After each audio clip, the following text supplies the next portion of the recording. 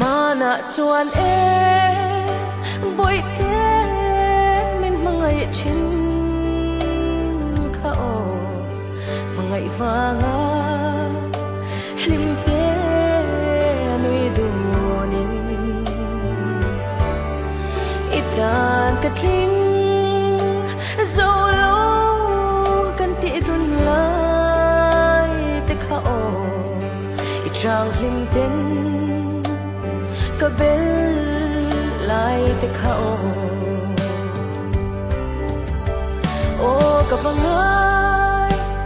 se em o ka ngai vung se len dun le zai rel dan om lom ni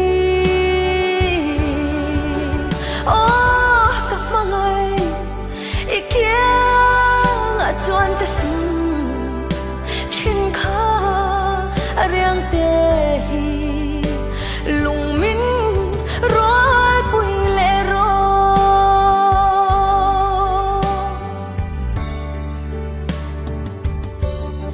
pang par moi te le sin phim leng vel te u ka mangai kha in lo ani chua bay bukin kapa ngai namin lo han ula bol lo lo tu rin lo ve ngang seo o ka vangai che o ka ngai vong che len dun le sai rel dan om lom ni o ka pangai ikyang a chuan ta hlim chin kha ariang te hi lung min roi pui le ro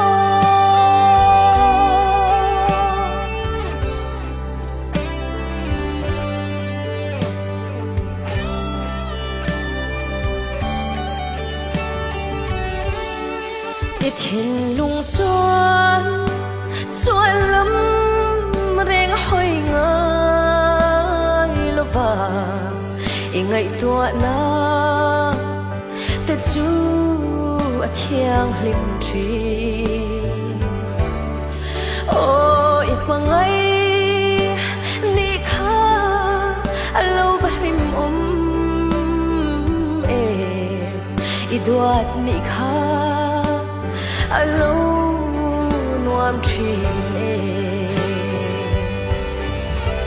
o ka vangai che o ka ngai vung che len dun le zai rel dan